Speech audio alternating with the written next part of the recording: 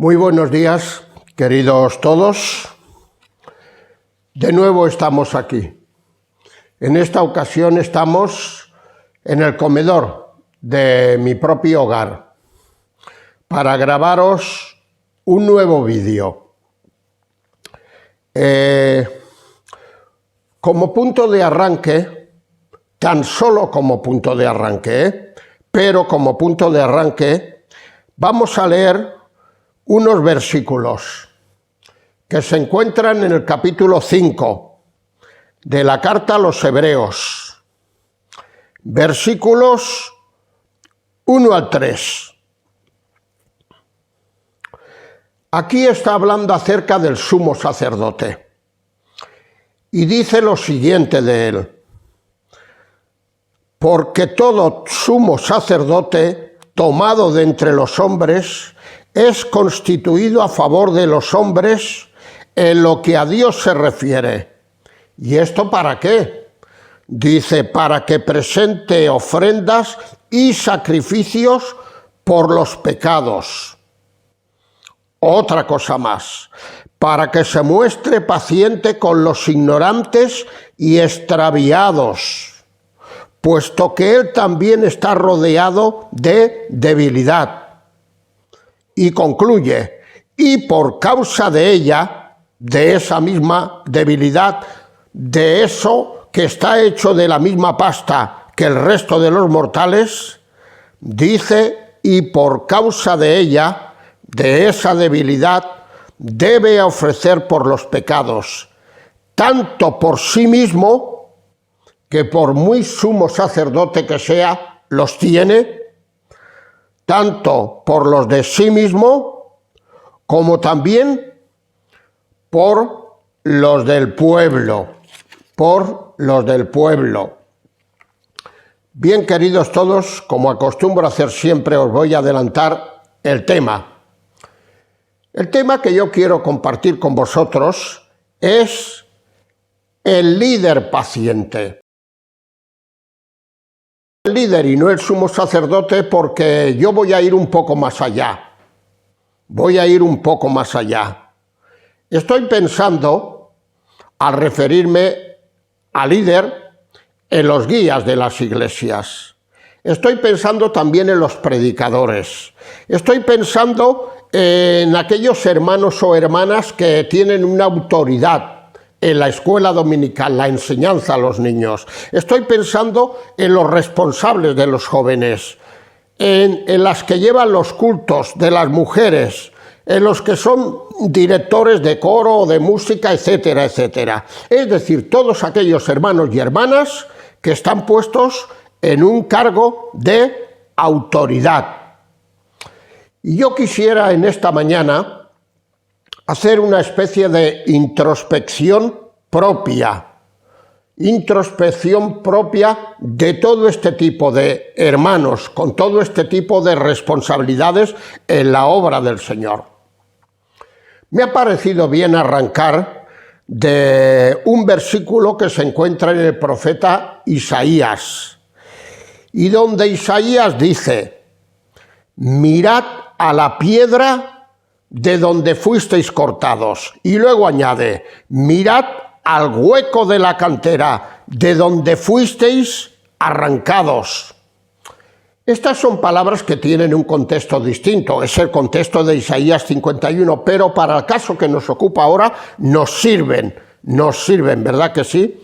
Aquí hay un llamamiento a que miremos hacia nosotros mismos, a que antes de entrar tal vez en juicio o en descalificación o en lo que sea para con otros, nos miremos a nosotros mismos. Y seguro que si hacemos una introspección propia conforme nos dice la palabra, probablemente no seguiremos adelante y nos quedaremos aquí ya. Porque si nos tuviéramos que juzgar, tendríamos que ser a nosotros mismos, a los que nos tendríamos que juzgar. Bien, yo cuando toco estos temas me da un poco de miedo. No sea que alguien saque ya una impresión equivocada acerca de lo que yo quiero compartir.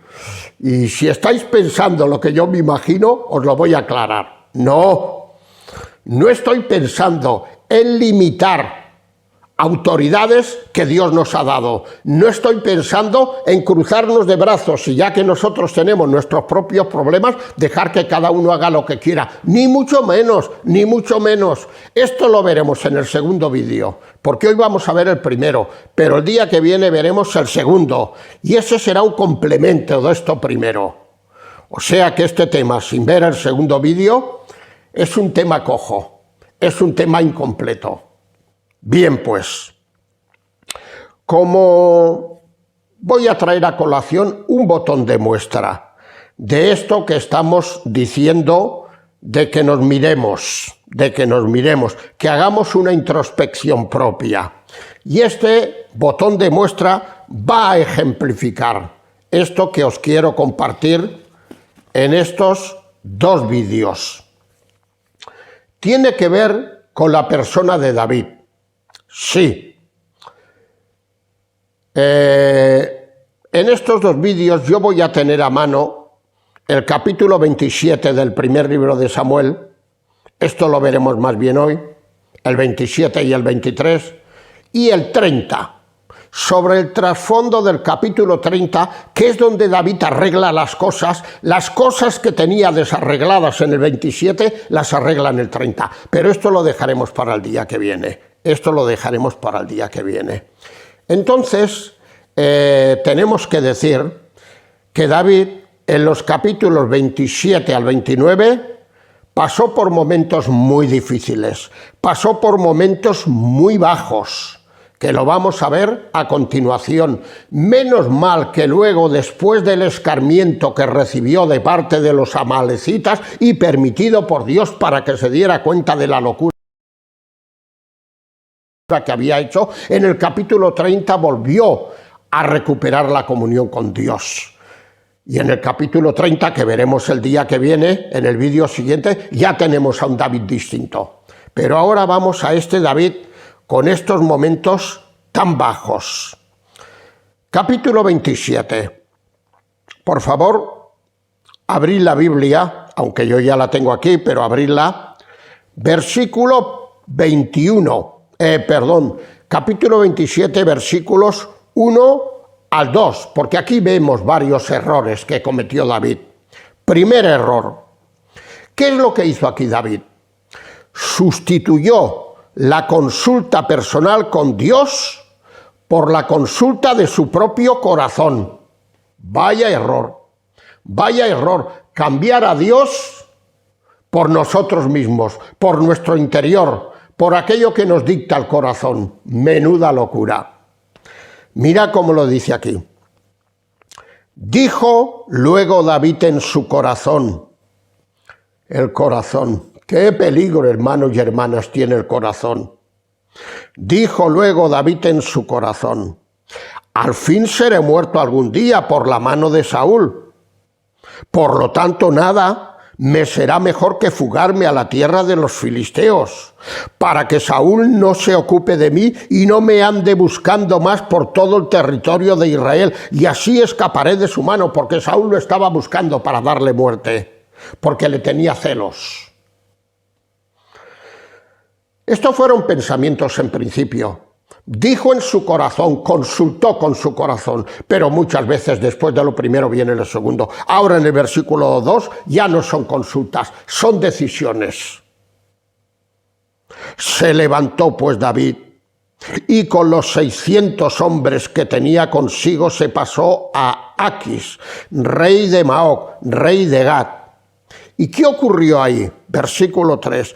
Y moró David con Aquis en Gat, él y sus hombres, cada uno con su familia. David con sus dos mujeres, Ainoam jezreelita y Abigail, la que fue mujer de Nabal, el de Carmel. Y vino a Saúl la nueva de que David había huido a Gat. Y entonces, pues ya no lo busco más. ¡Qué locura! Él se pensaba que con esta estrategia le iba a dar resultado. Yo me voy a escapar a la tierra de los enemigos, a la tierra de los filisteos, y cuando Saúl, que me está persiguiendo para matarme, se entere, ya no me perseguirá y saldrá jugada perfecta. Como en principio, según el versículo 4 que hemos leído, parece ser que fue así. Dice que llegó a Saúl la nueva de que David había huido a Gat y ya no le buscó más, ya no se preocupó más de él. Pero esto es una locura, porque él hizo un cambio, un trueque, cambiar la consulta de Dios con la de su corazón. Pero bueno, ¿acaso no decía Jeremías capítulo 17 y versículo 9, que engañoso es el corazón y perverso más que todas las cosas? Y añade, ¿quién lo conocerá? Ni el propio dueño del corazón lo conoce. Y tantas veces como se consulte con el corazón te va a engañar, como así fue. Anteriormente, cuando David estaba en buena sintonía con Dios, siempre que tenía un problema, una duda, consultaba con Dios. Como toca. Y mirad, lo voy a repasar rápidamente, Dios siempre le respondió. Dios nunca lo dejó sin respuesta. Y gracias a la respuesta de Dios evitó peligros de muerte. ¿Pero por qué no lo hace ahora igual? ¿Por qué no sigue el mismo sistema? Vamos al capítulo 23, primer libro de Samuel, un poquito más atrás. Capítulo 23 y versículo 2.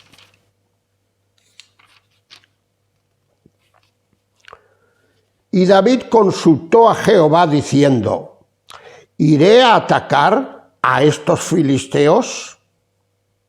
Y Jehová le respondió a David, ve, ataca a los filisteos y libra a Keila. David consultó y Dios le respondió. Versículo 4, otra consulta. Entonces David volvió a consultar a Jehová. Y Jehová le respondió y dijo, levántate, defiende a Keila, pues yo entregaré en tus manos a los filisteos. Volvió a consultar y Dios volvió a responderle. Tercera consulta, versículo 6. Y aconteció que cuando Abiatar, hijo de Ahimelech, huyó, siguiendo a David a Keila, descendió con el efod en su mano. Con el efod en su mano. No, este versículo no era. Esto está para otra cosa. Vamos, al versículo 11. Dice en el versículo 11, ¿me entregarán los filisteos de Keila en sus manos? Vuelve a preguntar, ¿descenderá Saúl como ha oído tu siervo? Jehová, Dios de Israel, yo te ruego que lo declares a tu siervo. Respuesta, y Jehová dijo, sí, descenderá. Tú me consultas, yo te contesto. Y finalmente ya, el cuarto, el 12. Dijo luego David, ¿me entregarán los vecinos de Keila a mí y a mis hombres en manos de Saúl? Y Jehová respondió, os entregarán. Ya lo sabes lo que tienes que hacer. Os entregarán. Me has consultado 4 veces. 4 veces yo te he respondido.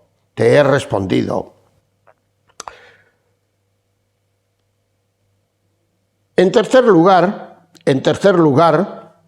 pero que no me haya ido del tema, en segundo lugar, vemos en el capítulo 27 del primer libro de Samuel y versículo 7, que David estuvo viviendo en terreno enemigo, donde no tenía que haberse ido, 16 meses, que se dice pronto, 1 año y 4 meses. Y además estuvo persistiendo en esta equivocada decisión que había tomado por consultar con su corazón y por dejar de consultar con Dios. Mirad cómo lo dice, capítulo 27 del primer libro de Samuel, versículo 7. Dice, fue el número de los días que David habitó en la tierra de los filisteos 1 año y 4 meses. Sí. 16 meses persistiendo en esa equivocada decisión que lo trajo por el camino de la amargura, que le hizo pecar contra Dios, que le hizo pecar ante los ojos de sus incondicionales seguidores, que perdió parte del crédito que había ganado. Vaya ruina espiritual, Señor, vaya ruina, y más en un hombre de Dios como era David. porque no nos hemos de olvidar que en el fondo era un hombre de Dios, como luego lo siguió siendo, solo que ahora estaba pasando por un momento malo en su vida. Tercero, capítulo 27, versículos del 8 al 12. Aquí vemos que David llega a cometer crímenes sobre personas inocentes. Yo no sé si hay culpables o inocentes, eso lo sabe el Señor, pero por lo menos aquí se presentan como personas inocentes que no tenían nada que ver en el asunto. Pero a él le daba lo mismo. El caso era subsistir. Aquí vemos crímenes sobre personas inocentes. Aquí vemos mentiras una y otra vez para justificar sus crímenes y que no fueran descubiertos tuvo que recurrir a la mentira. Aquí vemos muy mal ejemplo a aquellos 600 hombres incondicionales que se unieron a él con sus mujeres y con sus niños. Vaya ejemplo les estaba dando aquel que posteriormente sería el rey de Israel y que sería el rey de ellos. Pues vaya ejemplo les estaba dando. Vamos a leerlo. 27, 8 al 12. Dice que subía David con sus hombres y hacían incursiones contra los gesuritas, los querritas y los amalecitas, porque estos habitaban de largo tiempo la tierra, desde como quien va a Sur hasta la tierra de Egipto. Dice más, y asolaba David el país, y no dejaba con vida hombre ni mujer, y se llevaba las ovejas, las vacas, los asnos, los camellos y las ropas, y luego regresaba a Aquis, el rey de los filisteos, y tenía que rendirle cuentas. Y Aquis le preguntaba, ¿dónde habéis merodeado hoy? Primera de las grandes mentiras de David. Y David decía, pues mira, en el desierto de Negev, tierra de Israel, en el desierto de Negev de Judá, en el Negev de Jeramael o en el Negev de los ceneos, todo esto eran las fronteras, pero pertenecía a Israel, y le hacía creer que se había ido a su tierra y había matado a quien fuera, y de los despojos estaba comiendo él y sus 600 hombres. Esto era lo que él decía, pero no era así, no era así. Dice, ni hombre, versículo 11, ni hombre ni mujer dejaba David con vida para que viniesen a Gad diciendo, no sea que den aviso de nosotros y digan, esto hizo David. Y esta fue su costumbre todo el tiempo que moró en la tierra de los filisteos. Vaya locura, pero vaya locura, Señor, vaya locura. Y ahora viene la reacción de Aquis. ¡Ay, este rey! Este era un rey pagano, este era un rey malvado como todos, pero era más inocente que la mata de haba. Pero ¿cómo podía ser tan tontilán y tan inocente? ¿Cómo con el puesto que tenía no se daba cuenta que lo estaba llevando al huerto David? ¿Pero cómo no se daba cuenta? ¡Ay, Señor! Bueno, yo creo que Dios aquí estaba detrás también. Dice versículo 12, y Aquis creía a David y decía para sí, David se ha hecho abominable a su pueblo de Israel y será siempre mi siervo. Ha venido, se ha entregado a mí y lo voy a tener de gran amigo, lo voy a tener de segundo de a bordo. ¿Pero qué se pensaba este hombre? Esto era lo que el hombre pensaba. Ahora vamos a decirlo todo. A pesar de las matanzas de David, muy mal hecho, aquí hay una gran lección de estas tribus amalecitas hacia David. Y es que cuando en el capítulo 30, mientras él estaba ausente, los amalecitas entraron en Siclag, donde habían quedado los viejos de él, las mujeres, los niños y los animales, dice que se llevaron todo, pero que no dieron muerte a nadie. Eran paganos, eran amalecitas y no dieron muerte a nadie, absolutamente a nadie. Ya que hay una gran enseñanza. Qué pena cuando el mundo, qué pena cuando los que no conocen a Dios tienen una moral de más alta calidad que la nuestra y no son capaces de matar a nadie, cuando nosotros que decimos servir y representar al Dios de los cielos, matamos a quien sea en tal de salirnos con la nuestra. Vaya enseñanza más grande para David Y queridos hermanos y queridas hermanas, también para cada uno de nosotros, tomemos buena nota, tomemos buena nota. Ya la cuarta cosa que vemos en relación a este rey. Capítulo 29 y versículo 8. Claro, las cosas se van complicando. La madeja se va liando cada vez más y al final acaba donde tiene que acabar. Donde tiene que acabar. Capítulo 29 y versículo 8. Aquí vemos promesas de lealtad de David a un rey enemigo. ¿Y en qué consistían estas promesas de lealtad? En ir a la guerra, defendiéndolo a él y contra su propio pueblo enemigo, Israel, comandado por su suegro Saúl. ¿Pero cómo? ¿Pero fue capaz de llegar tan lejos? Claro que lo fue, claro que lo fue. Mirad un poquitín la historia, versículo 3. El título me gusta mucho, dice, los filisteos desconfían de David. Estos eran algo menos inocentes que el rey Aquis. Dice que los filisteos, cuando ya estaba todo el ejército preparado para ir a la guerra y David con sus hombres allí los primeros, dice que los filisteos dijeron los príncipes de los filisteos al rey Aquis, ¿qué hacen aquí estos hebreos? Y Aquis respondió a los príncipes de los filisteos, ¿no es este David? Dice, ¿no es este David, el siervo de Saúl, rey de Israel, que ha estado conmigo por días y por años, 16 meses ya? Y no he hallado falta en él, desde el día que se pasó a mi lado hasta el día de hoy. Esta fue la respuesta del rey Aquis, contrarrespuesta de los príncipes filisteos. Entonces los príncipes de los filisteos se enojaron contra él, a pesar de ser rey. Y le dijeron, despide a este hombre para que se vuelva al lugar que le señalaste, la zona que le diste, que vuelva a habitarla, y que no venga con nosotros a la batalla, no sea que en la batalla se nos vuelva enemigo.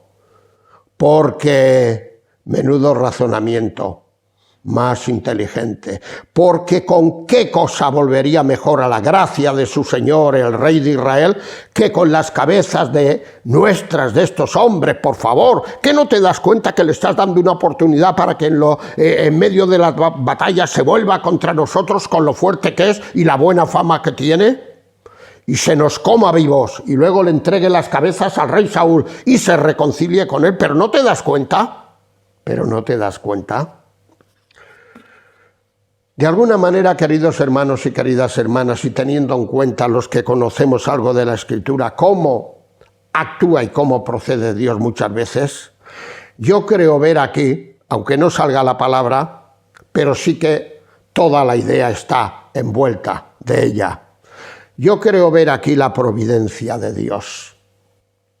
Dios, que siempre está en el lugar adecuado y en el momento adecuado, intervino como tocándoles el corazón a los príncipes de los filisteos y diciéndoles, id y hacedle saber al rey que esto no puede ser así, que esto va a ser una locura, que va a ser una destrucción para vosotros, etcétera, etcétera. Y así Dios evitó poner en la tesitura, en el compromiso de que David tuviera que decidir, porque claro, hasta aquí estaba a la cabeza en el ejército enemigo, pero todavía no se había desarrollado la batalla. ¿Qué hubiera hecho David? Nos preguntamos cuando hubiera llegado ese momento. ¿Hubiera seguido siendo leal al rey Aquis? ¿O en aquel momento se le hubiera visto, como decimos ahora, el plumero y se hubiera levantado contra él? No lo sabemos lo que hubiera hecho. Hombre, yo quiero pensar, pero no dejan de ser pensamientos míos, yo quiero pensar que de alguna manera David hubiera reaccionado, y hubiera reaccionado defendiendo al pueblo de Dios. Pero esto no está escrito aquí, esto no lo sabemos. Lo que sí que sabemos es que la providencia de Dios, como suele hacer tantas veces, actuó a su favor. ¿Cuál es la gran enseñanza que tenemos aquí? ¿Hasta dónde puede llegar un auténtico creyente cuando pierde la comunión con Dios, queridos hermanos? Cuando nosotros hemos perdido la comunión con Dios, no nos debe extrañar que cometamos una locura detrás de otra, y la segunda sea mayor que la primera, y la tercera sea mayor que las dos anteriores, etcétera, etcétera. Y yo ya no quiero pensar hasta dónde puede llegar un auténtico creyente. Claro, si esa persona es salva, la salvación la tiene asegurada. Aunque, como dice Pablo a los Corintios, tenga que ser salvo así como por fuego, pero en cuanto a su testimonio personal, lo va a echar a perder en 4 días. Pero es que además, lo gracioso de este caso es que David era un creyente, y también lo hemos de decir esto, profundamente espiritual. Sí, David no era un creyente carnal, ¿eh? El testimonio que la Escritura da en cuanto a David es que era un creyente profundamente espiritual que pasó por distintos momentos, ¿verdad? ¿Qué dice Dios acerca de David? Hechos, capítulo 13, versículo 22. He hallado a David, varón conforme a mi corazón, el cual hará todo lo que yo quiero. Y yo preguntaría, Señor, ¿y esto también es lo que tú querías? Bueno, hablamos en términos generales. Dios sabía que David estaría a su disposición, lo cual no quitó que pasara por momentos difíciles como estos. Pero David era un creyente espiritual, por lo menos Dios lo tenía por espiritual, varón conforme a mi corazón.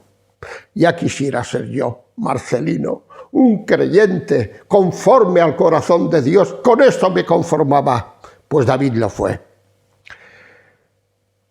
Hemos de recordar una vez más, queridos hermanos, que muchas veces tendremos que eliminar de nuestras creencias ciertos idealismos. Sí, sé lo que estoy diciendo. Ciertos idealismos que yo creo que pertenecen más a nuestros deseos que a la realidad de las cosas. A veces hemos idealizado empezando por los hombres de Dios y otras muchas cosas. Y eso no está en ningún sitio de la palabra de Dios, pero esto es lo que nosotros quisiéramos que fuese así. Y pertenece más a nuestros deseos que a la realidad de las cosas. Claro que David ha sido uno de los personajes más importantes y más espirituales de toda la historia bíblica, y si no, leo sus salmos. Pero David, como todo creyente, tenía sus altibajos. Más adelante, el mismo David dirá en el Salmo 103 y versículo 14, Dios conoce nuestra condición. Qué realista que era David ahí. Dios conoce nuestra condición. En esto estoy amparado, en que Dios me conoce. Dios me conoce. Porque si Dios no me conociese y no obrase de acuerdo al conocimiento y a su actitud de gracia para conmigo, haría tiempo que ya estaría eliminado. Cuando él escribe el Salmo 124, es un salmo muy realista, que empieza diciendo, si no hubiera sido por el Señor, a no haber estado el Señor por nosotros, ¿qué hubiera ocurrido? Y presenta varios casos donde se vio en apuros. Pues cuando me pasó esto, me hubieran liquidado. Cuando me ocurrió el otro, lo mismo. Cuando me ocurrió el otro, lo mismo. Dice, pero el Señor estuvo por mí. Bendito sea Él que el Señor estuvo por mí. Dios conoce nuestra condición. Y a modo de paréntesis, y con esto ya terminaremos el vídeo de hoy, porque quedará un segundo, hay 3 detalles que tampoco nos pueden pasar desapercibidos. Y es que vamos a darle a cada uno lo suyo. Que no piense alguien, Marcelino, hoy le ha tomado manía a David, y todo lo que va a decir de David es negativo. No, aquello que es positivo en él, aún en el vídeo de hoy, lo vamos a destacar a su favor. Primer detalle, la diferencia entre un hombre temeroso de Dios, como era David, y otro hombre que no era temeroso de Dios, como era Saúl. Sí. De David leemos que cuando se recuperó y se vino otra vez a la comunión con Dios, consultó otra vez con Dios y Dios le respondió. Mientras que de Saúl, en el capítulo 28 y versículo 6, cuando se vio ya muy mal, que estaba a punto de ser, pues bueno, invadido por los enemigos, consultó a Dios y lo hizo de maneras distintas, de 3 maneras distintas, pero Dios no le respondió nada. Porque claro, la actitud y la vida de David era una y la de Saúl era otra. Y esto también lo hemos de decir en favor de David. Segundo ejemplo. Cuando David recupera todo, las mujeres, los niños, en fin, cuando todo lo que los amalecitas se habían llevado, aquellos hombres suyos, como acostumbran hacer los soldados rasos, gritaban: «¡Este es el botín de David!». Esto lo vemos en el versículo 20 del capítulo 30. «Este es el botín de David, toda la gloria para David». Y David respondía: «No, es lo que Dios nos ha dado, no es mi botín, es el botín del Señor». Ese es otro David, este no es el mismo David. Es muy evidente aquí que algo ha ido cambiando en David. Y en tercer lugar, también está muy claro que David no está dispuesto a imitar con aquellos 200 leales, a los que me referiré ahora por un momento, el mismo proceder que había practicado aquel amo amalecita. Me explico. Cuando David va en busca de todo lo que le han robado los amalecitas, a mitad de camino se encuentran a un hombre medio moribundo. Le da víveres, le da agua, estaba ya extenuado. Y cuando le recupera el ánimo le dice: «¿Pero tú qué haces aquí?». Dice: «Bueno, fuimos y robamos en Siclag». Era precisamente el lugar donde vivía David. Dice: «Pero yo estaba muy cansado y a mitad de camino me fallaron las fuerzas y ya no pude más. Y mi amo, como era un estorbo y una carga para él, me dejó tirado aquí en medio del desierto hasta que me muriera». ¿Qué es lo que hizo ese amo? Usar. Y cuando no te sirve aquel al que has usado, tirar, como hacemos con los clinis. Primero lo usamos y luego los tiramos. Esto no lo hizo David. ¿Y por qué digo que no lo hizo David? Porque resulta que David se encontró también con un caso parecido, que veremos el día que viene. Y es que a mitad de camino hubieron 200 de aquellos 600 incondicionales que, cansados del camino, no pudieron seguir más y se quedaron allí en una vaguada medio diciendo: «Id vosotros, que nosotros ya no podemos más». Pero luego, cuando David irrumpe en la batalla y recupera todo lo que les han robado y vuelve al sitio, cuando es la hora del reparto, dice que hombres malvados y legalistas de su ejército dicen: «Dadles lo que les toque a esos y que se vayan, no los queremos con nosotros, que no han venido con nosotros a la guerra». Y David les dice: «No, de ninguna manera. Ellos no han venido porque no podían, ellos no han venido porque estaban agotados, ellos no han venido». Esto no lo dice David, pero lo digo yo. «Porque yo los he utilizado como a vosotros, y los he extenuado de fuerzas, y los he agotado, y los he acabado casi de hundir, y como ya no podían más, se han quedado aquí, y encima que yo soy el culpable, ahora no les voy a dar lo que les toca. Por favor, si el que no tendría que recibir una peseta ni un duro soy yo el culpable». ¡Qué hombre más fiel! ¡Qué hombre más justo! Pero es que este David ya no era el David de entonces. Era un David nuevo. Un David nuevo. Él no practicó aquella práctica del usar y tirar. Queridos hermanos, tenemos aquí una gran enseñanza para nosotros. Para que no nos guiemos solamente por lo que podemos sacar de aquellos que nos sirven. Y cuando ya no nos sirvan, pues entonces desprendernos de ello. No, esto no lo hizo David.